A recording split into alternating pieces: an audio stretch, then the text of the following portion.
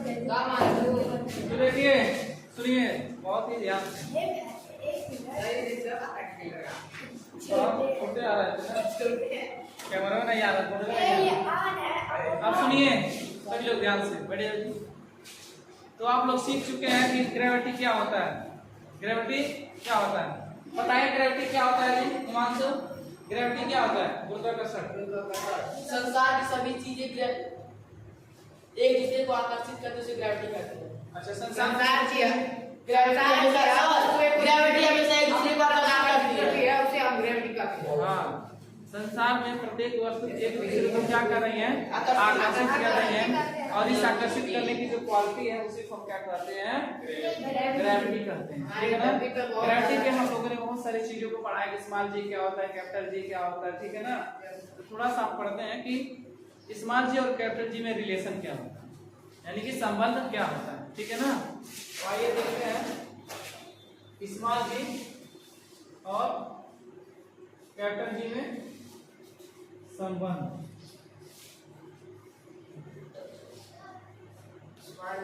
यानी कि हम कहेंगे relation between small G and capital G. Small G and capital G. अब देखिए हम कैसे पता करते हैं ग्रेविटी क्या होता है।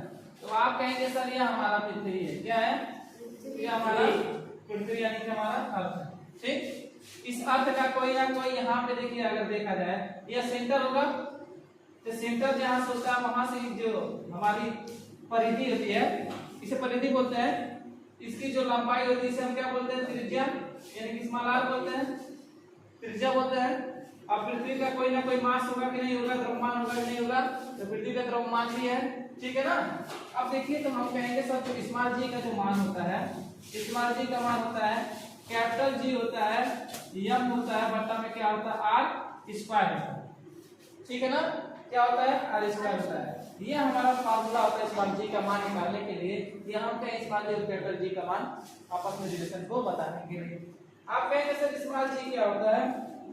तो कहेंगे स्मॉल जी जो होता है क्या होता है? गुरुत्वीय त्वरण होता है। क्या होता है? गुरुत्वीय त्वरण होता है यानी कि ग्रेविटेशनल एक्सेलरेशन होता है। पूछा जाएगा कैपिटल जी क्या होता है? तो आप कहेंगे सर गुरुत्वाकर्षण नियतांक होता है। गुरुत्वाकर्षण नियतांक होता है। आपसे पूछा जाएगा कि r क्या है? तो कहेंगे r क्या है सभी? तो r त्रिज्या है। क्या है? त्रिज्या है।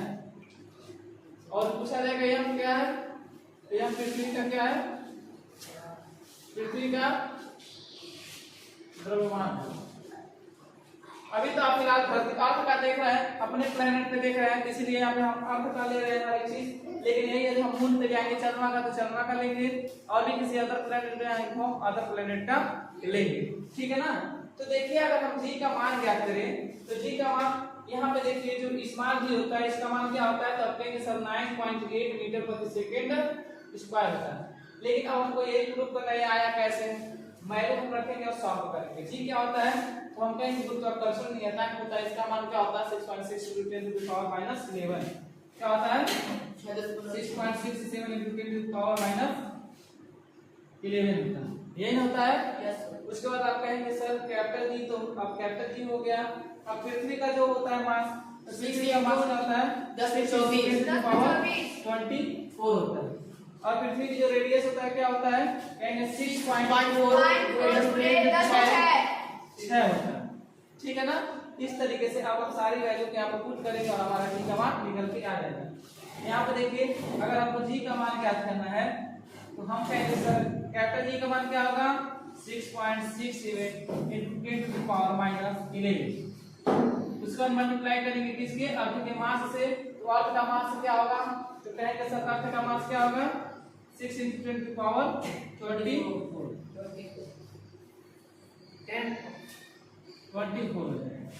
अब उसके बाद हम डिवाइड में क्या कर देंगे? 6.4 × 10⁻⁶ क्या रहेगा? 6। अब रेडियस के स्क्वायर से दो बार हम करेंगे, दो बार करिए 6.4 × 10⁻⁶। अब यहाँ पे देखिए यह -11 है 10 पे, इसको नीचे कर सकते हैं तो प्लस में आ जाएगा। इसको जब नीचे आप करेंगे मल्टीप्लाइड में, ये हमारा कहाँ आ जाएगा, नीचे आ जाएगा 10 पे 11। Any doubt? यहाँ पे देखिए 10 पे 11 है, 11 है, उस पर 6 है, उसके बाद 6 है, इसको टोटल ऐड करेंगे तो आ जाएगा 23। यहाँ से 23 से इसको हम हटाएंगे, यहाँ पे 20 यानी कि 1, अभी 10 बचेगा, यहाँ पे क्या बचेगा 10, 23 से गायब हो जाएगा तो 1 बचेगा, यानी कि 10 पे 1 का मान होता है 10, यहाँ पे 10 बचा। अब 10 से इसको मल्टीप्लाई करेंगे तो क्या आ जाएगा हमारा, आप कहेंगे 6.67 into 60 आ जाएगा, क्या आ जाएगा 60 यानी कि 60 आ जाएगा, क्या आ जाएगा 60 आ जाएगा। और यहाँ से इसका मल्टीप्लाई करेंगे तो क्या आ जाएगा 6.4 into 6.4, यहाँ पे मल्टीप्लाई करेंगे क्या आ जाएगा 6.4 into 6.4।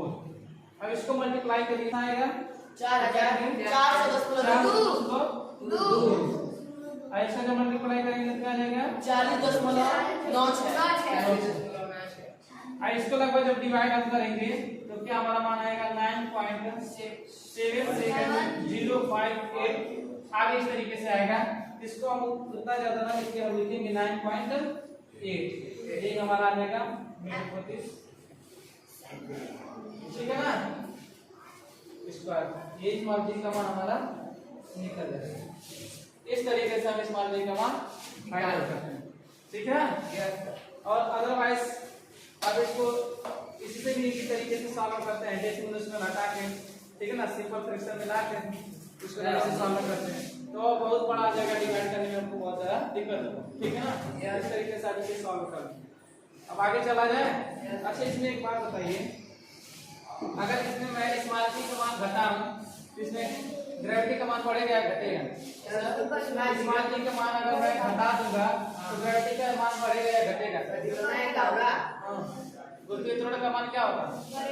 आप कहेंगे जब सरिया घटेगा या बढ़ेगा, लेकिन जब यह बढ़ेगा या घटेगा, ठीक है ना। तो गुरुत्वाकर्षण यानी कि हम कहें गुरुत्वीय त्वरण का मान सबसे ज्यादा डिपेंड होता है तो उसके त्रिज्या पर होता है, ठीक है ना। यानी कि स्मॉल जी का मान उसके रेडियस पर डिपेंड करता है। अगर मैं कहूं कि अगर स्मॉल जी का मान, अगर इसका रेडियस का हम दोगुना कर दें, रेडियस का दोगुना कर दें स्मॉल जी पे क्या प्रभाव पड़ेगा बताइए? रेडियस का जब दोगुना कर दें स्मॉल जी का मान, स्मॉल जी में कौन सा प्रभाव पड़ेगा?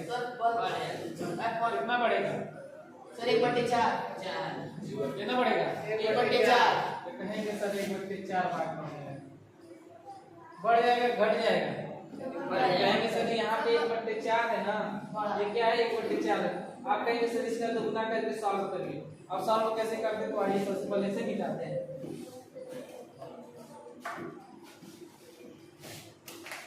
अब जो है हम लोग थोड़ा सा देखते हैं कि अगर रेडियस का दुगना कर दिया जाए तो हमारे जी में कौन सा परिवर्तन होता है, क्या प्रभाव पड़ता है, ठीक है ना। तो फार्मूला क्या होता है, small G equal to capital G m by r square, ये हमारा होता है। इसे मान लेंगे क्वेश्चन नंबर फर्स्ट मान लेंगे, ठीक। उस पर कहेंगे क्या त्रिज्या का दोगुना किया जा रहा है, यानी कि त्रिज्या को क्या किया गया है, यदि दोगुना किया गया है, त्रिज्या को यदि दोगुना किया गया है तो क्या करेंगे, अब हमारा जो मान होगा जी डैश मान लेंगे, हम कहेंगे जी m बट्टा में r स्क्वायर को दोगुना कर देंगे तो दोगुना लिखिए 2r, अब इसका क्या कर दें स्क्वायर, ठीक है। अब इसे जब सॉल्व करेंगे तो gm हो जाएगा, gm हो जाएगा 2 गुना 4 हो जाएगा और ये क्या हो जाएगा r का स्क्वायर, क्या हो जाएगा r का स्क्वायर हो जाएगा, क्या हो जाएगा r का स्क्वायर हो जाएगा। और यहाँ से आप कह सकते हैं सर gm, इसको 4 को बाहर ले सकते हैं 1/4, यहाँ पे क्या बचेगा r स्क्वायर बचेगा ना। तो हम कहेंगे इसके जगह हम क्या लिख सकते हैं, तो जी लिख सकते हैं। तो आप कहेंगे सर जी डैश का मान है वह जी के 1/4 भाग, क्या है 1/4, यानी कि हम कहेंगे हमारा जो पहले का जो जी था, हमारा जो पहले का जी था अब के जी का कितना भाग है, तो कहेंगे 1/4 भाग, कितना भाग है 1/4 भाग। तो कितना क्या प्रभाव पड़ेगा, तो कहेंगे 1/4 प्रभाव पड़ेगा, ठीक है ना। इस तरीके से हम निकालते हैं। अगर 3 गुना करेंगे तो 1/9 गुना प्रभाव पड़ेगा, 4 गुना करेंगे 1/16, और का से 5 गुना करेंगे तो 1/25 गुना, ठीक है ना। इस तरीके से जितना प्रभाव पड़ेगा उसके स्क्वायर करके हम कहेंगे कितना प्रभाव पड़ेगा, ठीक है ना। इस तरीके से हम निकाल लेते हैं, ठीक हो जाओ नहीं ना। चलिए अब आगे बढ़ते हैं प्यारे बच्चों। अब जो है हम आगे देखते हैं कुछ परिवर्तन देखते हैं। त्रिज्या के परिवर्तन से जी के मान में क्या प्रभाव पड़ता है। त्रिज्या के परिवर्तन में जी का क्या प्रभाव पड़ता है, ठीक है ना। क्योंकि अगर हम त्रिज्या को घटाएंगे, ये तो सारी चीजें हम बता दें, त्रिज्या को घटाएंगे तो क्या हमारा जी का मान बढ़ेगा, लेकिन त्रिज्या को अगर हम बढ़ाएंगे तो जी का मान घटेगा, आपको पता है। लेकिन एक चीज यहाँ पे देखिए कुछ 4 पॉइंट्स हैं। ध्रुवों पर त्रिज्या घटाने से जी का मान बढ़ता है, ये बात सही है। सेकंड देखिए पॉइंट, विषुवत रेखा पर त्रिज्या बढ़ाने से जी का मान घटती है। जो विषुवत रेखा होती है अर्थ की, उस पे जो है जी का मान क्या होता है, घटती है जब भी त्रिज्या बढ़ाएंगे तो। इसका कारण क्या है, रॉकेट को छोड़ने के लिए हमेशा विषुवत रेखीय स्थान को चुनना पड़ता है। अगर रॉकेट को छोड़ने के लिए विषुवत रेखीय अगर स्थान नहीं चुनेंगे, नहीं ढूंढेंगे तो हमारा रॉकेट क्रैश नहीं होगा, नहीं हमारा रॉकेट जो है हमारे अर्थ से बाहर नहीं जाएगा। इसीलिए अर्थ से बाहर भेजने के लिए, किसी भी रॉकेट को अर्थ से बाहर भेजने के लिए हमको किस चीज का खोज होता है, विषुवत रेखा का खोज करते हैं, यानी कि चुनते हैं।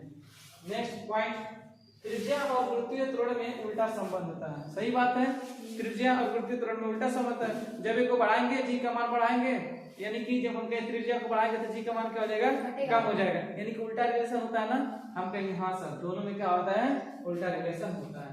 नेक्स्ट एंड लास्ट फाइनली, पृथ्वी की त्रिज्या में जितना परिवर्तन होता है, पृथ्वी की त्रिज्या में जितना परिवर्तन होता है, पृथ्वी की त्रिज्या में जितना परिवर्तन होता है, जी के मान में उसका 2% परिवर्तन देखा जाता है। त्रिज्या में जितना परिवर्तन करेंगे ना, जितना प्रतिशत परिवर्तन करेंगे, उसमें देखेंगे जी के मान में, जी का मान 2% परिवर्तन देखा जाता है।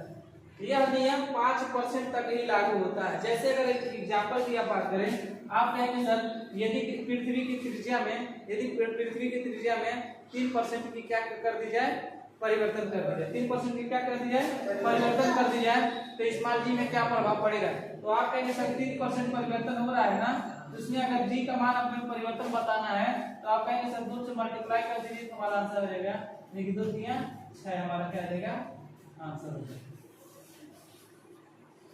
ठीक है ना। यह सिर्फ यहाँ पे देखिए 3% का है, यह सिर्फ 5% तक ही लागू होगा। ऐसा नहीं कि अगर हम कहें कि पृथ्वी की त्रिज्या में 6% का परिवर्तन कर रहे हैं तो हम 2 से मल्टीप्लाई यानी कि होगा ही नहीं। यह सिर्फ नियम किसके लिए लागू होता है, 5% तक के लिए ही लागू होता है, ठीक है ना। तो आज के लिए बस इतना ही, अपने क्लास हम आगे पढ़ेंगे कल।